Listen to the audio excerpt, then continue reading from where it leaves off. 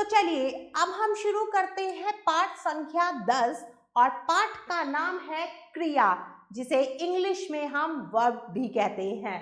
नीचे दिए गए चित्रों को देखिए और उनके नीचे लिखे वाक्यों को ध्यान से पढ़िए। अब चित्र दिए हुए हैं, उनके नीचे कुछ वाक्य हैं, हमें वाक्यों को ध्यान से पढ़ना है। चिड़िया उड़ रही है, काजल आम खा रही है, रवि ने अपना पाठ याद कर लिया, सूर्य उदय हो रहा है। सूर्य क्या हो रहा है? उदय हो रहा है।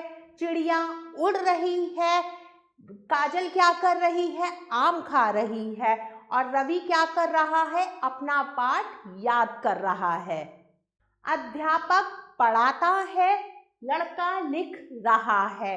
उपयुक्त वाक्यों में रंगीन शब्दों से किसी कार्य के होने या किए जाने का बोध हो रहा है। जितने भी रंगीन शब्द हैं उनके द्वारा क्या हो रहा है? किसी कार्य को होने का या किए जाने का बोध हो रहा है। व्याकरण में इन शब्दों को क्रिया कहते हैं। क्या कहते हैं? क्रिया कहते हैं।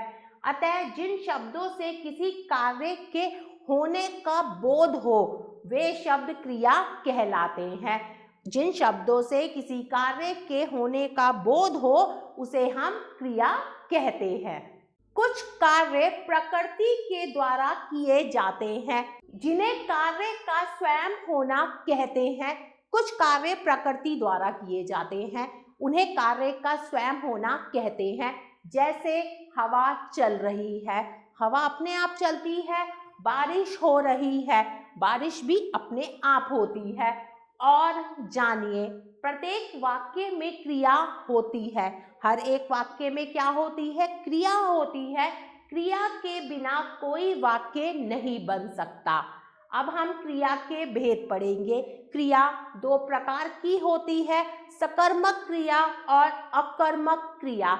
सबसे पहले हम सकर्मक क्रिया के बारे में पढ़ेंगे।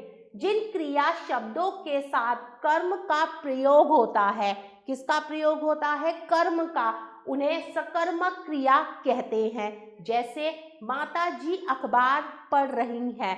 माता जी क्या कर रही हैं? अखबार पढ़ रही है। राहुल खाना खा रहा है। राहुल क्या खा रहा है? खाना खा रहा है। अब हम अकर्मक क्रिया के बारे में पढ़ेंगे। वह क्रिया जिसमें कर्म की आवश्यकता नहीं होती।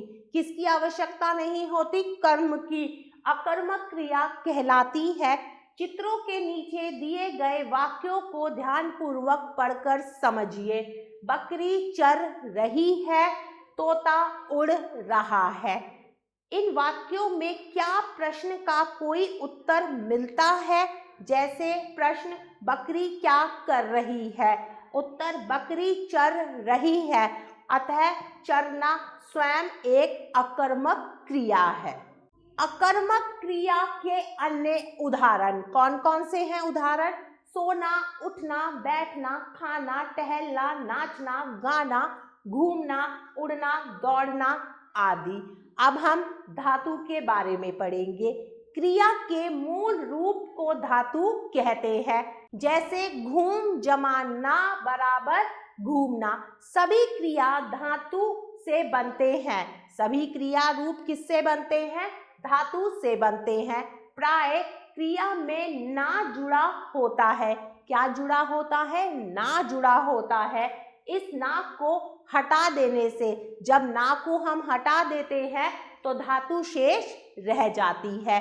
जैसे क्रिया है रोना और धातु क्या है? रो। अगर हम ना को हटा देंगे तो केवल धातु ही शेष रह जाएगी।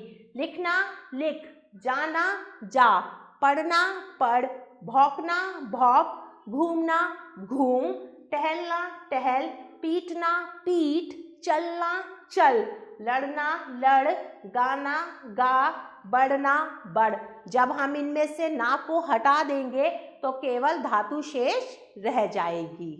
चलिए अब हम कुछ अभ्यास कार्य करते हैं। सबसे पहले हम प्रश्न संख्या 2 करेंगे।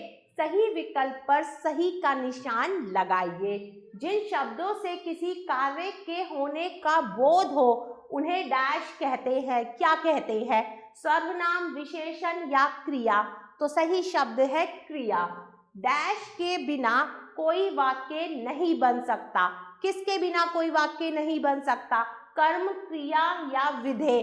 तो सही शब्द है क्रिया। डैश क्रिया में कर्म की आवश्यकता नहीं होती। अकर्मक में, सकर्मक में या दोनों में? तो सही शब्द है अकर्मक क्रिया में। आगे बढ़ते हैं प्रश्न संख्या 3 की तरफ। वर्ग में कुछ शब्द दिए गए हैं। देखिए वर्ग में कुछ शब्द हैं, उनमें से क्रिया शब्दों को छांटकर लिखिए।